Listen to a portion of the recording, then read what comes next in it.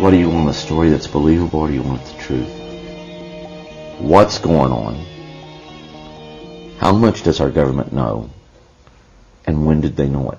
You were the interface between the government, or the military, and alien visitors. Would that be correct? That'd be correct. There's a price to pay when you start talking. And I don't want to go into that too much, because when you start reliving it, okay? I see. You have no idea what I'm seeing in my mind right now just talking about the tip of the iceberg. 2 or 3 times I got out of the UFO field. But you won't tell you a little secret? You can't.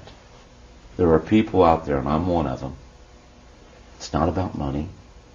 God, I wish it was. We will be going out into the cosmos, visiting other solar systems, other planets outside of our own. But when we do this, it's going to be that we're going to have a spiritual heightening. In other words, we're going to have to care what happens to the other guy. Clifford Stone, I'm very happy to be able to interview you here today. And there's a great deal of respect for what you've done and for your courage in coming forward and talking about it. And it's very exciting to actually get you on camera. Thank you, ma'am. And so we're here actually in a really amazing place. This is the Roswell UFO Museum. Do you mind telling us how you ended up in Roswell? Well, the United States Army sent me here. I'm retired military. Okay. So as being retired military, you're always subject to recall. Sure. And you're always subject to possibly being asked things as a consultant. Okay. Well, I retired as a sergeant first class. Now, was your title a clerk? I understand that was a cover story. Is this correct? Well, you actually had a real life in the military. You had an actual mission. The only time that this other stuff came into play is when they had a UFO incident that was to occur, and you were in the immediate area of that. And I can tell you in '65 in Vietnam, there was a base camp there tried to open fire on a UFO. At the very minute they tried to do that, none of their weapons worked. All the electricity went out, and remained so until after the UFO left. And I can tell you, from being in Vietnam for 4 years, and yes, it was 4 years, the records reflect, I think, 37 months. But you add up the time of TDY that I was over there, it's right at 4 years. TDY being temporary duty. Not having a power on anything is very, very scary, and those are very, very tense moments. As a communicator, you were called out just in terms of your military life. From what age did you start working in this capacity, would you say? It was probably at about the age of 19 or 20. Okay. When it comes to people who do interfacing, there's no school for that. There are things that have went on in your life. When I got out, there were 7 people that was still in the military that did interfacing. Only 7. And that was military-wide. And I was put into an incident where we had a situation that we weren't told exactly where it was, but I know we landed at Benoit. Because when I went back then, it was a sign. That's where we landed. Benoit. That's in Vietnam. Oh. And I know it was Benoit because it was the same when I went back. Now this was an incident that occurred. Was it a crash? Or was it a visit? We saw the entities. Okay. And this involved with us going in to try to extract an aircraft. And we did. We cut it up in, I think, about 7 pieces. Okay, was it one of theirs? No. This was a B-52. Okay, so... That didn't crash normal. Is this a time travel experiment? No. This was a craft that was shot down. Everybody was dead on board the B-52. Shot down by the visitors? Well, they were on a bombing mission over... I have no way of knowing this, but I would assume on a bombing mission over North Vietnam. The damage to the craft was as a result of anti-aircraft fire at the B-52. I mean, the damage was that type. and it was used for conventional bombing. And where I said we went from there by helicopter. But it was just like some giant hand had grabbed the plane out of midair and just set it on the jungle floor. And that's what we were interested in. Oh. We didn't know, you're not told. When we got on the plane in the States to leave to go over there, we were told we were going to Florida. When we landed in Oakland, we knew we weren't going to go to Florida. But then you went ahead, you was given a little plastic bag. You had to cut U.S. Army off, you had to cut your name tag off. One thing you never do is take your dog tags off. We took the dog tags off. Every item that could identify you went into that plastic bag. That was held for us there at Benoit, but that was held for us there until we came back. But after the event occurred, they put me in this GP medium tent. There was a table there was a chair, there was a pad, there was, I think, a couple of pens, but I grabbed a pencil. And I was to sit there and just put down my thoughts. Okay. But anyhow, getting back to the tent, that's all it was there. I went ahead, went in, got bored, and I started to play games of tic-tac-toe. Went outside to smoke, took the paper with me, wadded it up, put it in my pocket. When they found that piece of paper, and remember, all it was on it was just little games of tic-tac-toe. Right. Immediately, the guy that I always called the colonel was always there. He came and knocked the cigar out of my mouth and started to cuss at me profusely. What are you doing out here, and why do you have that? You can be shot for having that paper in your pocket. Why? It was classified waste. You didn't take paper in there. You took nothing in there. And everything that was in there was to stay there.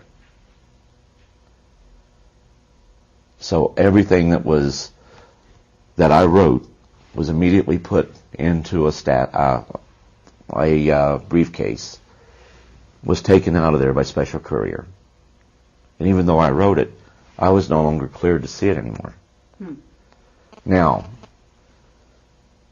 did you write things sometimes that you didn't even know you wrote? Yeah, you did. Oh. Like I can tell you right now, everything that I read, I can have a greater understanding of some of the stuff I'm doing. Paul can tell you I do a whole lot of stuff as far as downloading. But you know what? I don't have to read every page. But I'll scan every page. Mm-hmm. And while I'm scanning, through me they can pick up on everything that's there. And it's all old news to them. Sure. But they find some things interesting. Mm-hmm. And they'll find some things that are bemusing to them. Because we're heading in the right direction, but we don't have the right I dotted. And if you know anything about mathematical formulas, we'll have things in reverse. But this right here sometimes scares you because you think, gee, is this a good, because you're being driven to do this.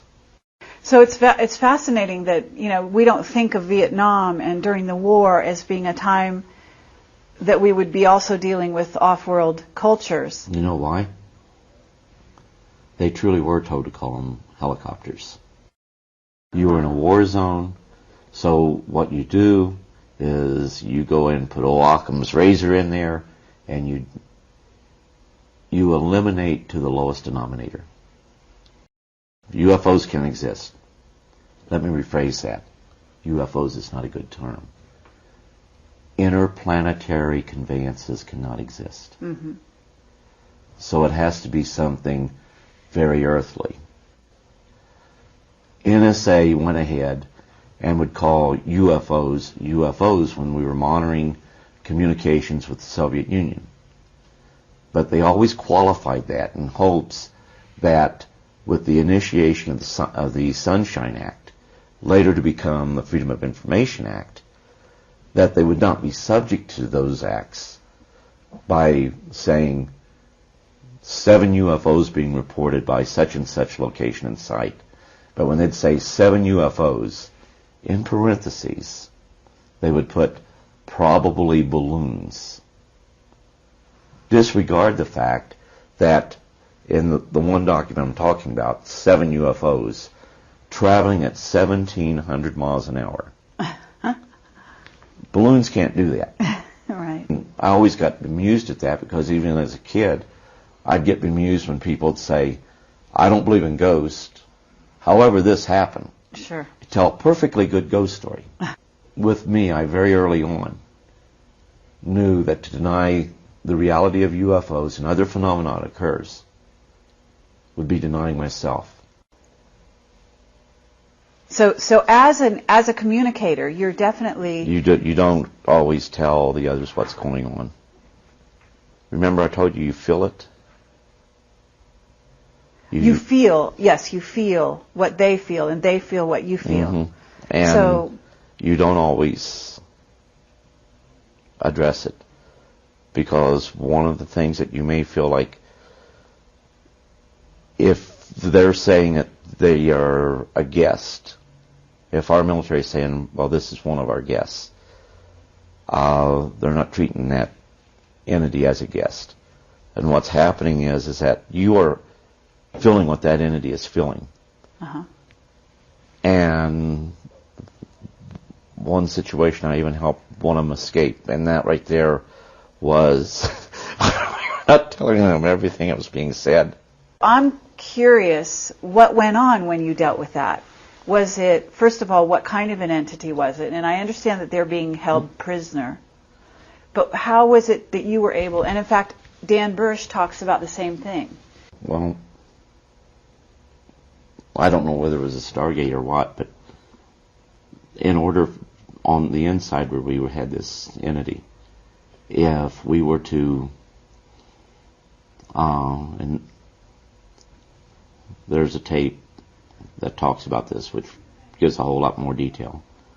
But we went ahead, and if they were to try to extract this entity from inside where we were at, then there would have been people killed. And this entity would not accept that. And you could feel what it felt. That's the best way to put it. And I'm trying to tell this without going into any real certain details.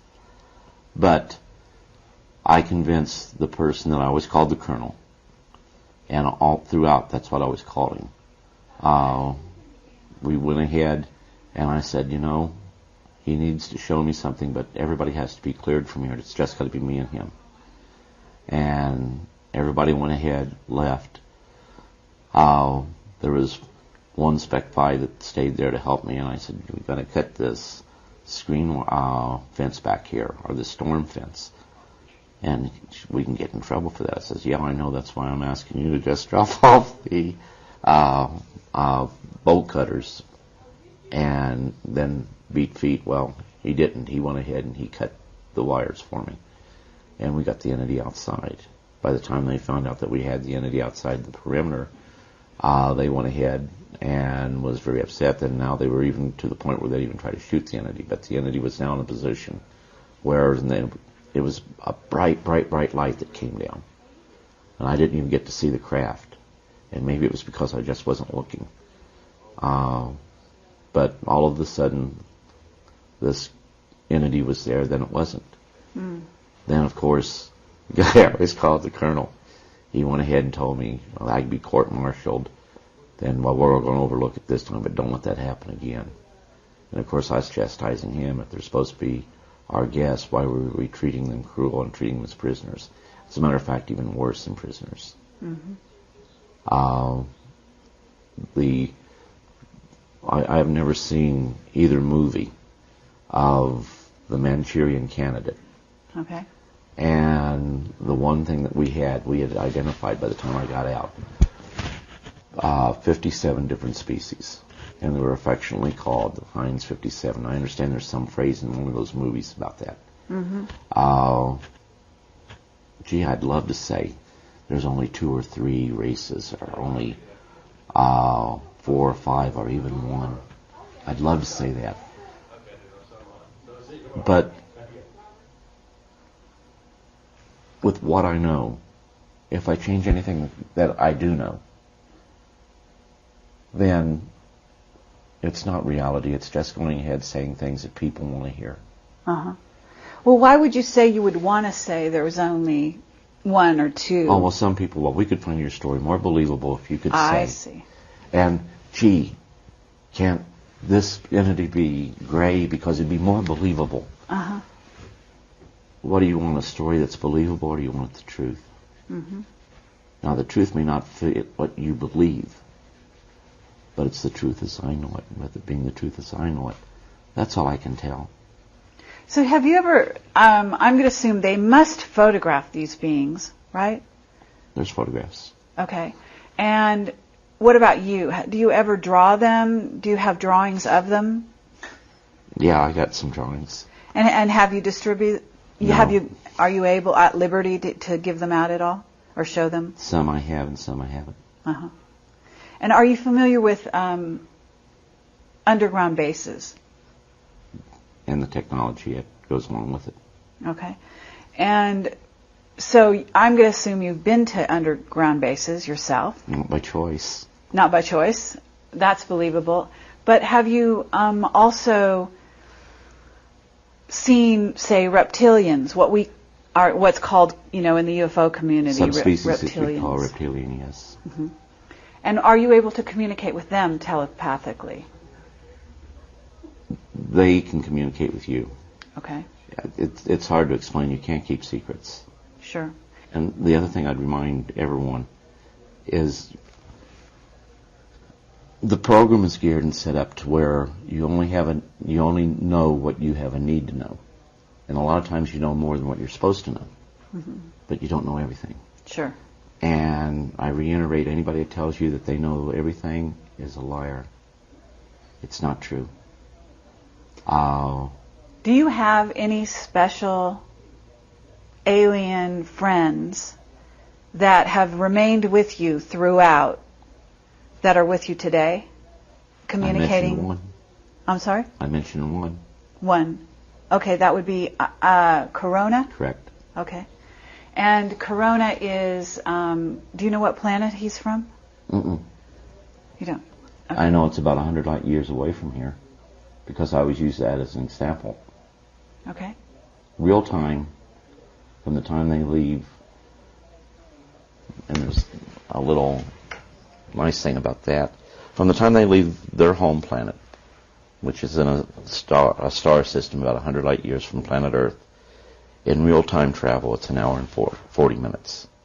That's from marvelous. the time they leave and arrive here.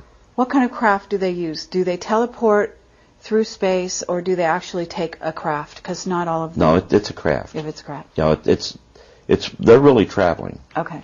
But it's through a traversable, what we call a traversable wormhole. Uh-huh. Now, have you ever gone with them? To the best of my knowledge, no. And the reason I state that, I can remember seeing the stars, that I've never seen them like that anywhere on Earth.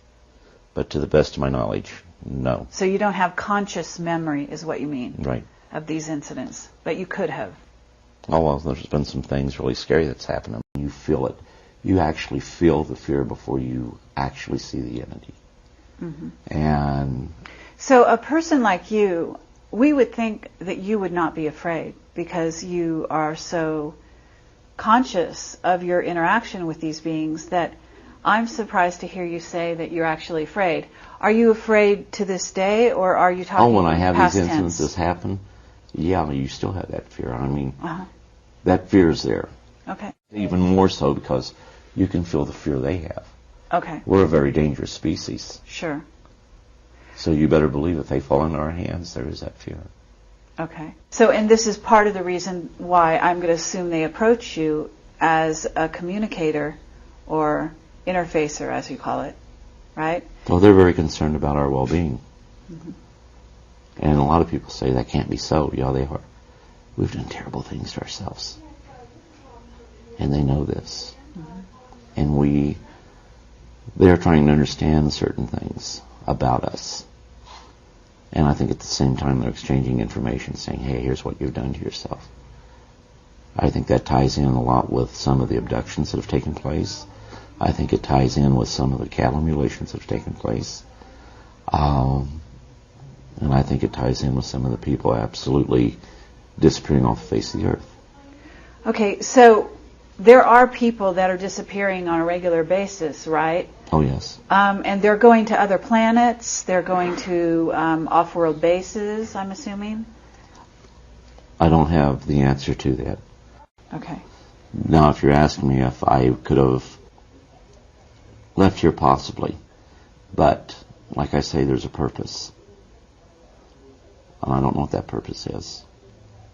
Is your mission to make people aware not only of the other entities out there and other, races and so on, but is it also to perhaps prepare or to warn of some event? Because you seem to be alluding to some event that you don't even know about. As 2 points far out, they're becoming closer and closer together. To eventually, and we ultimately know it's going to happen, contact's going to be made. The NASA Department of Astrobiology held a conference in 2000. Forget the Brookings Institute report. This report came out and said, we don't really know what world reaction would be. It's a small report. How many people have read that report? How many people even know about it? When we say that we can accept the reality of visitors being here, we mean us ourselves. But even when we can accept that, how many of us are really ready for that face-to-face confrontation?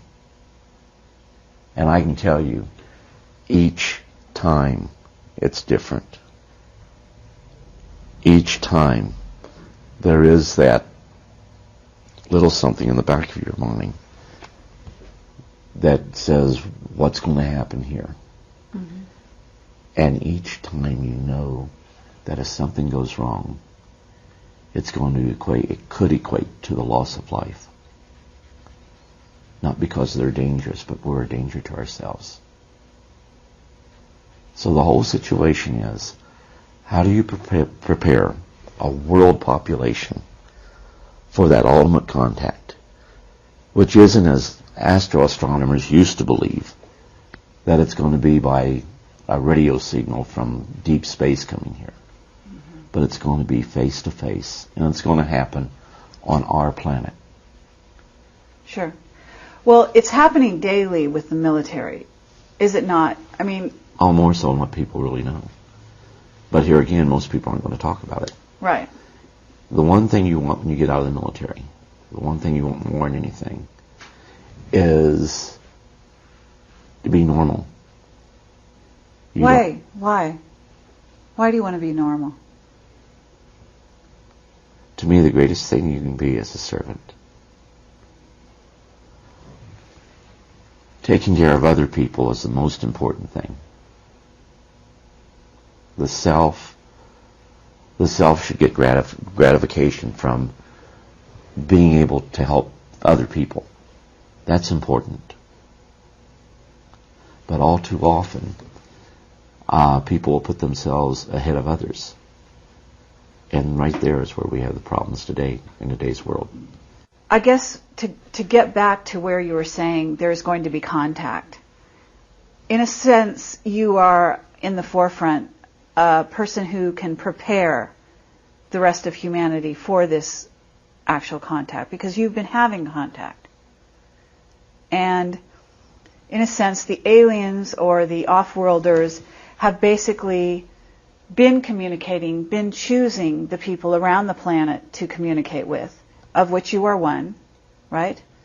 And so contact is something that is being prepared for as we speak. Is Worldwide. It not? Okay. And are you thinking, a lot of people like to say, it's going to happen for the world to see, aliens are going to land on the White House lawn, something of this nature. No. And it's in a certain sense, it's going on every day. The military is dealing with, certainly they've captured, as you say, they're holding prisoner some of these entities. We've also had treaties with some of the races, have we not? okay, I've heard about the treaties, but here again, that's not part of something I'd work with. Okay. Mm-hmm. Well, I'll tell you this, I think by 2016 that something better have happened, because at 2016 I think we're going to have to announce to the world that there's a probe that comes very close to the Earth every 15, 20 years. We've been calling it an asteroid. It's not an asteroid. Mm-hmm. But it actually, in reality, is an artificial probe. In other words, somebody else put it here. They have found us a long time ago. The technology will probably be pretty much on par to, say, Voyager. It will be old antiquated technology by all their standards. So what are you saying? Is this probe, I'm do you know what we race? Already found it. Uh-huh. Our paradigm says that it can't be a artificial craft of any sort. Therefore, we refuse to accept that and we call it an asteroid. I'm talking about BG 1991, roughly 30 meters in diameter. Highly polished surface. Asteroids don't have a high polished surface. Took corrective course changes to avoid collision with another asteroid. That don't happen. Mm-hmm. This one it did. So, what race is this from? What planet, do you know? I don't know. Do you think that the aliens have given you an upgrade, have modified your DNA in any way? Are you aware that that your abilities have been augmented or have grown? Yeah, but you try not to use those because you know of things that's going to happen before they happen. Mm-hmm. And a lot of times you can't do anything to change them.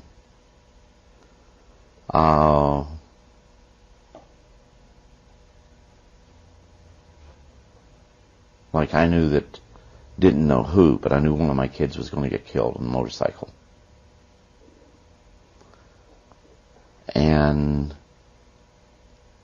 that's hard. I mean, before my son was killed, on the Wednesday prior to that, I knew that he parked the motorcycle in the back of the car. I knew I could go ahead, back up over it, and run over it a couple of times. But I also knew that the family would not understand that I did that to stop what was, let me rephrase that, as an attempt to stop what I knew was going to happen. So you're a precog. I mean, this is what they call a precog. You knew in the future before it happened, and that you were not able to necessarily change it or stop it. But there's a reason why things happen. I mean, you must agree. Oh, yeah. So, in a sense, that must be a piece for you, because it's not just that you know, but also souls know what might happen. Souls are aware. In other words, we're all aware when we're going to die. We may not know it consciously, but we do know, right? So in that sense, I mean, it's not your responsibility either to prevent a happening or not, if that's something, in a sense, that we as souls agreed to the scenario happening, right? Well, like I say, with them, they can even communicate with what we call the other side. But even at that, given their advanced technology, there are still forbidden questions. I'm trying to avoid saying something here. Let's just say that with the death of my son, they helped me visit with him one time. Sure. And like I told you, there's questions unless you ever ask. It was, I knew if I go back 15 minutes, I knew where he was, all those locations. If I could go back 15 minutes, I could stop the accident from happening. All I had to do was delay his movement anywhere along that 15 minutes for just a minute or so. And I would alter the outcome. But once again, break off. Here's our reality. Here you created that other parallel. And for some odd reason, it's not good to create that out of the parallel. And they know this. Mm-hmm. And also, it was pointed out that you cannot escape the reality of this time continuum that we find ourselves, because his death is reality to me in this time frame I find myself. The Second World War happened. I must return to the point from which I depart within that space-time. Uh-huh. I'm not going to remain in the other one. And a lot of people, like they said the other night, you'd stay there. No, because it was pointed out to me quite clear. And I can't explain this. I couldn't go and debate it scientifically.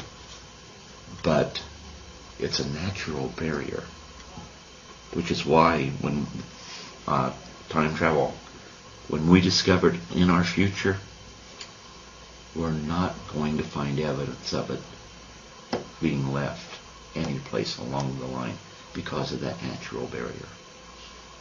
We may even see them. We may sense them. We may even be able to interact to a degree. But nothing associated with the future tied with the day we discover time travel is going to be left in any altered reality. They say, okay, time travel hasn't happened yet because we would have evidence of it. There won't be any evidence left. And there's a natural barrier there. Mm-hmm. The whole situation is we are a part of something greater, more vast, and we're on an adventure. And we're part of that adventure. Mm-hmm. And we all play certain parts into that. But just like when you brought it up about they are us, and I said, he's heard me say this, which is probably he got a grin on his face when you said that. But the whole situation is we look for the differences in the species, the 57. Look for the similarities. When we look for those similarities, we then begin to realize just how much we have in common. And eventually we come to the point of one thought. They are us. Because everything within the universe is interconnected. All species are interconnected. Mm-hmm. Anybody ever ask why the common denominator is humanoid? You would not expect to find that if there was not some type of galactic blueprint. You become spiritually enlightened by going through this life. Mm-hmm. Even those that we say are insane. On the other side, they're not insane. Maybe we could find out a little bit about the types of visitors that you've dealt with. Do you see them physically, or do you are you actually sort of in an altered state, or are you able to see them in your mind? And do you communicate with them telepathically? Well, they're as physical as you and I. Okay. And yes, it would be telepathic. Mm-hmm. Some could talk just like you and I. Okay. But you'll have a lot that they won't do that, and they'll just want to communicate with you. Mm-hmm. But there's one thing you have to keep in mind. This is what a lot of people overlook, and that's why it gets to be so hard to talk about. You're not just talking to them. They know, and they feel everything that you know and you feel. You go in, you feel what they feel. And see, some of these, we weren't real good guys. use the term visitor, Sure. but they're treated like prisoners. I understand. And there is no law under protection to protect them. Dan Burish has talked about this as well. In 1960, and I can provide you with the document, we have put together and formulated, NASA did, a book that they call Outer Space Law. It would not be until the 1970s that the question of the legal rights of an sentient being, not of this world, even came into play. And you know what those rights are? There aren't any. Still, to this day, you're saying? No more than what the rights would... A lab animal would have more rights than one of our visitors, and yet they are vastly superior to us in intellect, and even in spirituality. They would permit themselves to be killed. Many of them would. Many of the species. Other than to do something that would cause us to get injured or killed. And forgive me, but this is what I'm trying to avoid. I understand. Well, okay, so they, in a certain sense, would sacrifice themselves because they have a deeper understanding of what's really going on than we do. Absolutely. Okay. So you must be a very highly tuned spiritual being yourself in order to be able to communicate with various races from other planets the way you have, and to talk about it the way you do. And that's really a gift. As you say, it's not something taught, it's something you come into this incarnation with. Well, I like to think of myself, I want to be normal, if you understand what I'm saying. Okay. Well, from I know what you're saying. Externally, you appear like a normal person, and you've certainly held some very normal types of jobs, in addition to what you did, right? But you're also ultra normal, or you actually have used some of the parts of humanity that are good parts that are not used by the average man. Is that right? Well, I hope so. Okay, so that's a beautiful thing, and we're really happy to meet someone in person who's been doing this. Well, with me, I think the one thing.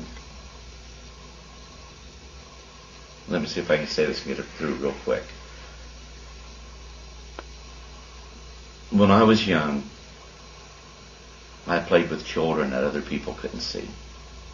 To me, this was perfectly normal. And I knew about the imaginary friends and things of this sort, but this was different. And it was perfectly normal. They had even helped me with my homework. And this was perfectly normal. Now, no one else could see these people. And of course, I couldn't understand that, but of course they would tell me, they haven't been selected. They can't see us. Sure. Because I was trying to tell other people they were there. The one thing I could not do is that in being normal, I thought other people had these same experiences. As a child, not realizing that wasn't the case. That was part of my environment. That was part of my reality. These were things that was happening to me. But I felt everyone had these experiences. But when I found out, and it came to me that, people were calling you crazy and you were different, it would have been real easy to be normal and say, ha, the joke's on you, and deny what was happening. Sure. I cannot explain why I couldn't do that, but I could not do that. Okay. And everything was, going on. Nothing out of the real ordinary happened until I always cared about animals, and if I found one injured, I would always try to nurse it back to health. As a child, I did not understand that if you had a cut, my mom would always hold my hand under the water or something like that to wash it off. Well, I found this little bird. It fell out of the nest. And I went and got that little... I'm trying to tell this without I went and got that little bird, and I held it under the faucet, not realizing that I was going to drown it doing that. The intent was to help it. I probably cried for over a week over killing that little bird. Immediately, for the first time ever, what I was calling children, I got to see how they really looked. And this one particular entity was, I always knew as Corona. I always told, I'm Corona, and that's with a K. Okay. Back at the time, I didn't even know how to spell Corona. And what kind of race, what would you term him, what kind of being? Well, people would love for me to say that he was gray, but he wasn't. He was green. And I mean, like a pastel green. But immediately he wanted to know, why did I feel what I was feeling? Okay. This was unusual. And immediately it was, why did I feel what I was feeling, but he could feel? Because he was more like a monitor with me. And so he has a natural empathic quality and abilities, and it appears so did you. So it went both ways, as the telepathy goes both ways. I'll carry it even a step further. We see our visitors as cartoon characters. They have cultures, they have societies, they have families, they have loves, they have dislikes, they have likes. They can feel pain, and they can feel fear. So this was maybe your first introduction into that world in a more personal way, right? It was the first glimpse, a shock, that these things go on, but not everyone shares in them. And so you never felt so alone. I can remember breaking down and crying, begging my mom and dad to take me to see a doctor, because I knew the doctor could make the monsters go away. I'm wondering if someone like you, one of 7, who is able to communicate with aliens, wasn't taken to a base on the moon or a base on Mars. Now, whether or not you remember it, because I don't know if they use techniques to have you forget certain parts of your experience. There are things that I have no idea of could have happened here on planet Earth that I have very vivid memories of, that I don't see. For example, have you ever heard of a coffee cup that's small, that you put coffee in it, and the coffee jar or whatever, it's not a percolator, golden color, cups were golden color, but you put the coffee in there and you can drink it, then it fills right back up. Now you see what I'm saying, and now you understand why I'm hesitant to talk too much about stuff like that. Okay. So that's really amazing. You know, you have to admit, from the point of view of people that haven't gone to the moon and in a sense, or Mars. Here you are sitting talking to us, and yet you may have had experiences that are so far beyond our everyday experience on this planet. And you must be, there must be a level at which you would love to share those experiences. Oh, yeah. And sometimes I make mistakes, and I've